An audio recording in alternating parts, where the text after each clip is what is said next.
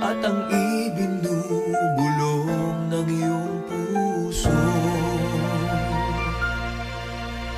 Natutulong ba ang Diyos?